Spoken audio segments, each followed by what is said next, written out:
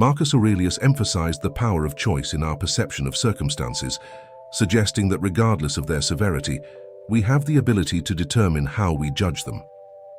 Opt not to be harmed, and harm eludes you. Don't feel harmed, and you haven't been, he asserted. While Marcus's guidance may seem straightforward, its application proves challenging without a deeper understanding of what triggers feelings of harm and lacking the wisdom to instigate change. Fortunately, ancient Stoic teachings offer such wisdom. Human suffering, the Stoics contended, primarily hinges on the capricious nature of fate. Yet, individuals vary in their susceptibility to fate's influence. They argued that those with resilient inner faculties endure less suffering compared to those who tether their emotional well-being solely to external circumstances. What may harm one person might leave another unaffected. Moreover, individuals often differ in their responses to past events. While some cling to hurtful experiences for years, others swiftly move past them, refusing to let the past tarnish their present or future.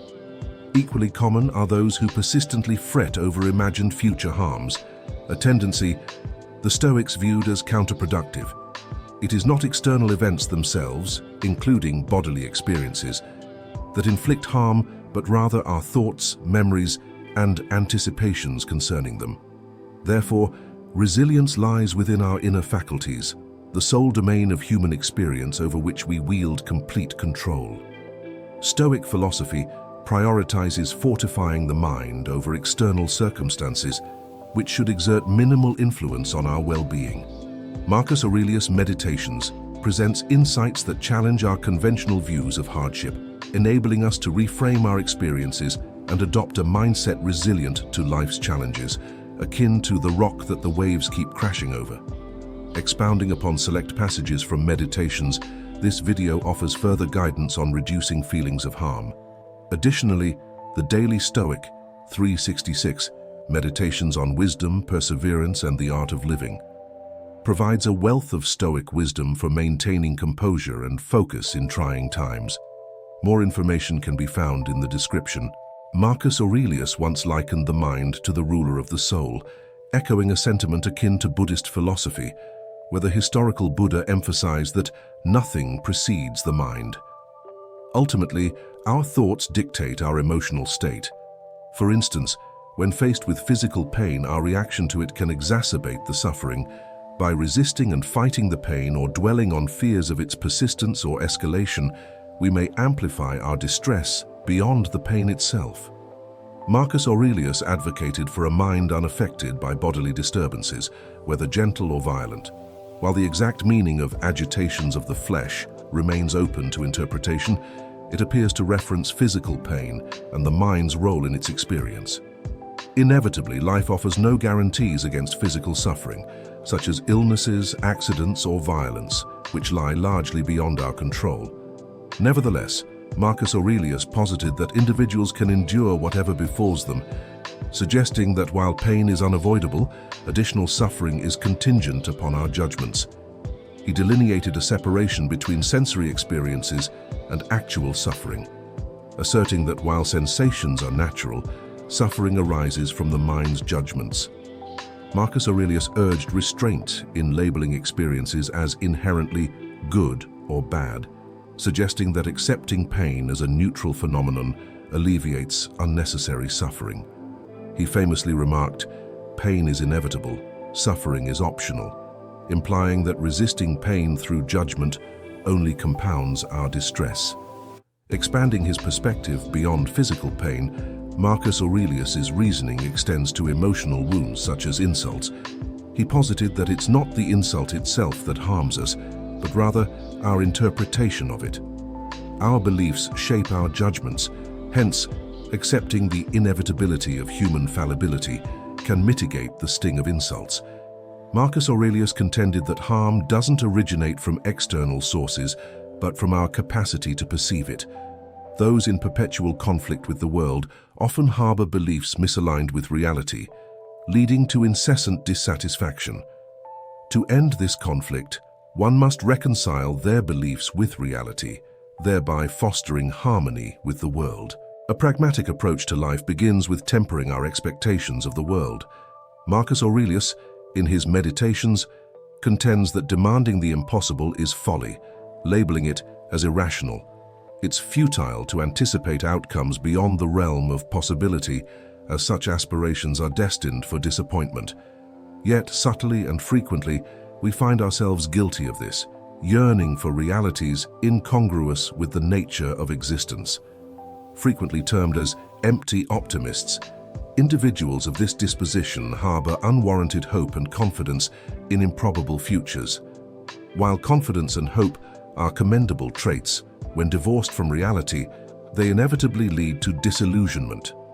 To anticipate unmitigated good fortune or to wish for immunity from sickness, insults, or ridicule is akin to commanding the waves to cease their crashing against the rock. For those whose expectations exceed the bounds of reality, life remains perpetually deficient, as reality perpetually fails to meet their inflated hopes. Marcus Aurelius recurrently references providence, a concept central to Stoic philosophy, asserting that nothing occurs without the sanction of nature. Consequently, every perceived imperfection is intentional and conforms precisely to the natural order. Dishonesty, arrogance, ingratitude, jealousy, and shamelessness, along with virtue, happiness, sadness, and the dichotomy of good and evil, all coexist within this world. To desire otherwise would be a futile rebellion against the very essence of nature. In reflection, when confronted with the shamelessness of others, Marcus Aurelius prompts us to consider, is a world devoid of shamelessness conceivable? The resounding answer is no. Let us refrain from demanding the impossible. In the words of Marcus Aurelius, there must inevitably exist shameless individuals, just as there will always be those plagued by various flaws. Such is the fabric of human existence, and to resist this immutable truth is an exercise in futility. Acceptance of the universe's immutable nature entails relinquishing futile attempts to alter its course. Regardless of our efforts, the universe invariably asserts its supremacy. Embracing this reality entails recognizing the value of moderating our expectations.